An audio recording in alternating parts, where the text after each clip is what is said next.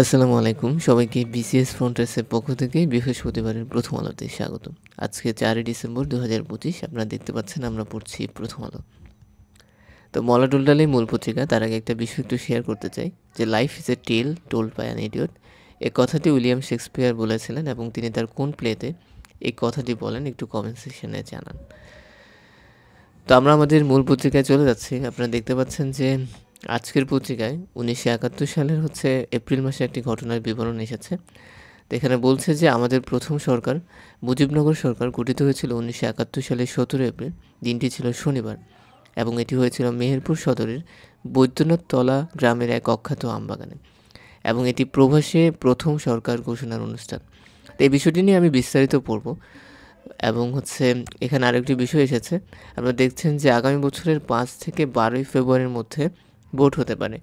তো আশা করছি ইসি যে সময়সীমার কথা বলেছেন এর মধ্যেই নির্বাচনের তফসিল ঘোষণা হবে এবং সব কিছু সুচারুভাবে সম্পন্ন হবে। এর মধ্য দিয়ে দেশ একটি সুষ্ঠু নির্বাচনের দিকে এগিয়ে যাবে। তারপর আপনারা দেখতে পাচ্ছেন এখানে একটি বিষয় এসেছে যে পোস্টাল ব্যালটে ভোট দিতে ১.৫ লাখ প্রবাসীর নিবন্ধন। তো আপনারা জানেন যে এবছর ত্রয়োদশ জাতীয় সংসদ নির্বাচনে প্রবাসীরা পোস্টাল ব্যালটের মাধ্যমে ভোট দিতে পারবে।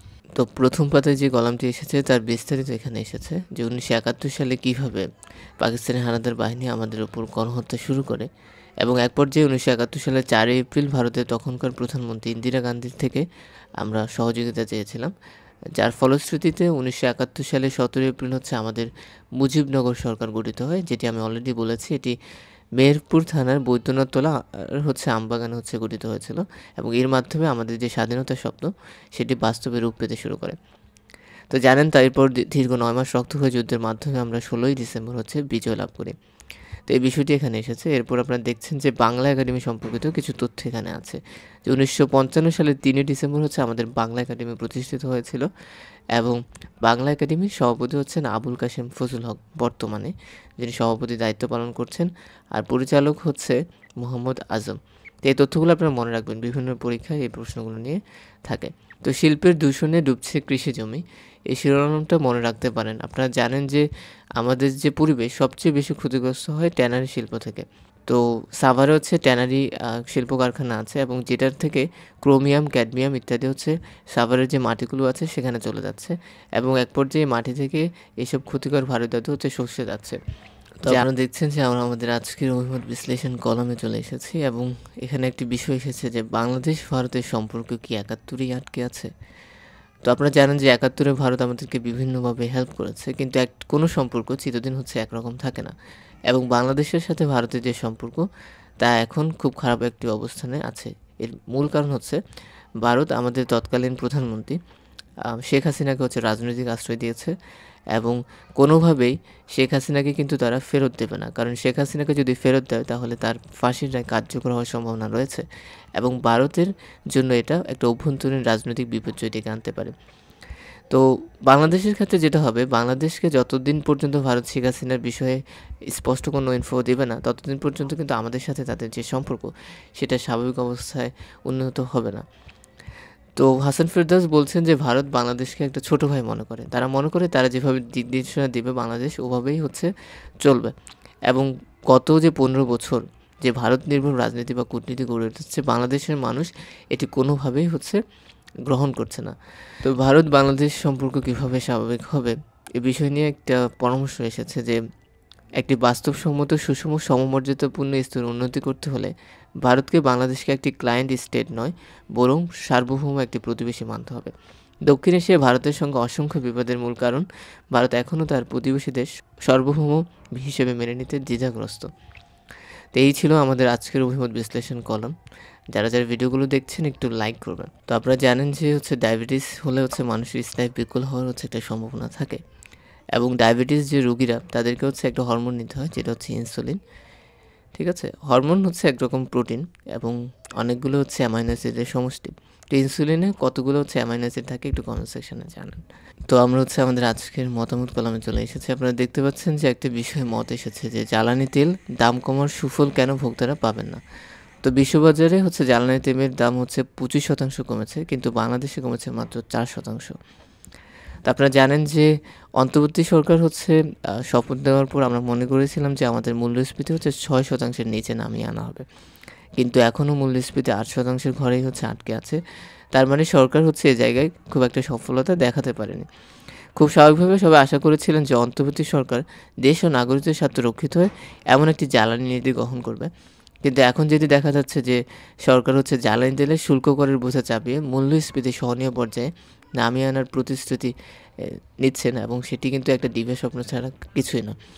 তো এই বিষয়ে সরকারকে আরও সচেতন হতে হবে এই ব্যাপারে আর কি সবাই বলছেন। এরপর আপনারা দেখছেন যে এখানে একটি বিষয় এসেছে যে পুলিশ দুদক ফাঁকা বুলির রাষ্ট্র সংস্কারের প্রশ্ন আসছে কেন। তো অন্তর্বর্তীকালীন সরকার যখন ক্ষমতায় এসেছিল আমরা ভাবছিলাম যে আমাদের রাষ্ট্রীয় যে অবকাঠামোগুলো দুর্বল সেগুলোতে খুব গুরুত্বপূর্ণ সংস্কার আনা হবে, যেন পরবর্তীতেও সেটা একটা টেকসই হচ্ছে হিসেবে কাজ করতে পারে। তো এখন যে সমস্যার প্রস্তাবগুলো থাকছে সেখানে দেখা যাচ্ছে যে আগের যে ব্যবস্থা সেটাকে অক্ষুণ্ণ রাখার চেষ্টা করা হচ্ছে, এবং এই ব্যবস্থায় পুলিশ কমিশন এবং দুর্নীতি দমন কমিশন কিন্তু স্বাধীনভাবে কাজ করতে পারবে না। তো বলছে যে আপনার তো এটা একটা বড় একটা সমস্যা, কারণ যখনই কোনো সরকার আসে তারা কিন্তু প্রশাসনকে নানাভাবে হচ্ছে ম্যানিপুলেট করার চেষ্টা করে, এবং এর কারণে কিন্তু আমরা অনেকভাবে হচ্ছে ক্ষতিগ্রস্ত হই। তো এখানে বিষয়টা খুব ভালোভাবে বলা হয়েছে যে পরিস্থিতি এখন এরকম, একদিকে বহু গুরুত্বপূর্ণ সংস্কার প্রস্তাব বাস্তবায়ন করা হচ্ছে না, অন্যদিকে যেসব সংস্কার বাস্তবায়িত হচ্ছে সেগুলোর অনেকগুলো দায়সারাভাবে করা হচ্ছে বলে অভিযোগ উঠেছে। তো আপনারা দেখেন এখানে আরেকটি বিষয় এসেছে যে ফেডোফাইলের কবল থেকে শিশুকে রক্ষা করার উপায় কি। ফেডোফাইল কারা বলেন তো? এরা হচ্ছে বিকৃতগ্রস্ত মানুষ যারা শিশুদের প্রতি যৌন আকাঙ্ক্ষা যাদের থাকে, এবং এর কারণে কিন্তু আমাদের অনেক শিশু কিন্তু অ্যাবিউজের শিকার হয়। বেশিরভাগ ক্ষেত্রে এই অ্যাবিউজের শিকার হয় হচ্ছে মেয়েরা। তো এই জায়গায় কী পদক্ষেপ নেওয়া যেতে পারে এই বিষয় নিয়ে গওহার নাঈম ওয়ারা হচ্ছে মত দিয়েছেন। তো আমি আর পড়ছি না। এরপর আপনারা একটা বিষয় দেখতে পাচ্ছেন যে সৌদি যুবরাজকে চাপে ফেলতে গিয়ে ব্যর্থ ট্রাম্প। রিসেন্টলি সৌদি যুবরাজ এবং হচ্ছে ডোনাল্ড ট্রাম্পের সাক্ষাৎ হয়েছে, সেখানে সৌদি আরব কিন্তু F-35 যুদ্ধ বিমান পাবে এরকম কথা উঠেছে। তারপরে সৌদি আরবকে হচ্ছে বিশেষ মর্যাদা দিয়েছে যুক্তরাষ্ট্র। এই বিষয়গুলো আলোচনায় ছিল। আজকে কিন্তু একটু ভেতরের বিষয় এখানে এসেছে। দেখেন সৌদি আলোচনায় হচ্ছে কিছু বিষয় সালমান হচ্ছে ট্রাম্পের কাছে তুলে ধরেন। প্রথমত, সৌদি জনমত ফিলিস্তিনের রাষ্ট্র প্রতিষ্ঠা ছাড়া ইসরায়েলের সঙ্গে কোনো স্বাভাবিকরণ চায় না। দ্বিতীয়ত, ফিলিস্তিনের রাষ্ট্র প্রতিষ্ঠার নিশ্চয়তা ছাড়া ইসরায়েলকে স্বীকৃতি দেওয়া অসম্ভব। তো তিনি স্পষ্ট করে দেন যে ইসরায়েলকে স্বীকৃতি দেওয়ার তো প্রশ্নই ওঠে না, এবং এ জায়গায় ট্রাম্প কোনোভাবে হচ্ছে সৌদি আরবকে হচ্ছে কনভিন্স করতে পারেনি, এবং আমার মনে হয় না এ জায়গায় এটা সম্ভব, কারণ সৌদি জনগণ কিন্তু এটা কোনোভাবেই মেনে নেবেন। তো এরপর হচ্ছে আপনাদের সাথে আরও একটা বিষয় শেয়ার করতে চাই। মুশফিকুর রহিম হচ্ছে রিসেন্টলি ডাবল সেঞ্চুরি করেছেন, এবং বাংলাদেশের মধ্যে কিন্তু তিনিই প্রথম হচ্ছে ১৭তম টেস্ট খেলেছেন, ২০-এর মধ্যে ৮৪তম, আর এশিয়ান খেলোয়াড়দের মধ্যে হচ্ছে ২৭তম। তো এই তথ্যগুলো আপনাদেরকে মনে রাখতে হবে, এবং তিনি কিন্তু দেশের হয়ে এখন পর্যন্ত সবচেয়ে বেশি রান করেছেন। তো আপনাদের অনেকেই হয়তো বেন জনসনকে চেনেন, তিনি কিন্তু কমেডি নাটকের জন্য অনেক বিখ্যাত। তার বিখ্যাত কমেডি নাটকটি কি একটু কমেন্ট সেকশনে জানান। তো জ্যাকোবিয়ান যুগের বেন জনসন রচিত টেল অফ টাব নাটকটি তার জীবদ্দশায় মঞ্চস্থ সর্বশেষ নাটক, ঠিক আছে। ট্যাস্টি ভ্যালেন্টাইন্স ডেতে সংগঠিত এই নাটকের কাহিনী মিডলসেক্স কাউন্টির কনস্টেবল টার্ফের মেয়ে অড্রে টার্ফের জন্য উপযুক্ত পাত্র নির্বাচনকে ঘিরে আবর্তিত হয়। নামটা মনে রাখেন, যেটি লিখেছেন হচ্ছে আপনার বেন জনসন। বাংলা সাহিত্যে চর্যাপদ হচ্ছে বাংলাদেশের প্রাচীনতম নির্দেশন বাংলা সাহিত্যের, এবং এই চর্যাপদে প্রবাদ বাক্য রয়েছে হচ্ছে ৬টি। তো প্রথম যে প্রবাদ বাক্যটি পাওয়া গেছে সেটা হচ্ছে আপনা মাংস হরিণা বৈরী, এবং এটি লিখেছেন ভূষকোপা, যেটি ৬ নং পদে আছে। তো এটা একটু মনে রাখবেন, ঠিক আছে, ইম্পর্টেন্ট তথ্য। তো এরপর আপনারা দেখেন সমঝোতায় পৌঁছাতে ব্যর্থ যুক্তরাষ্ট্র এবং রাশিয়া। যুদ্ধবন্ধে ট্রাম্পের শান্তি পরিকল্পনা নিয়ে মস্কোয় এই বৈঠক হয়েছে, এবং সেখানে কিন্তু ট্রাম্পের হচ্ছে জামাতা জেরেড কুশনার এবং প্রতিনিধি দল ছিল, এবং সর্বশেষ দেখা যাচ্ছে যে ইউক্রেনকে যে অংশ হচ্ছে রাশিয়াকে ছেড়ে দিতে হবে এই বিষয় নিয়ে হচ্ছে আপনার কিয়েভ হচ্ছে আপত্তি জানিয়েছে।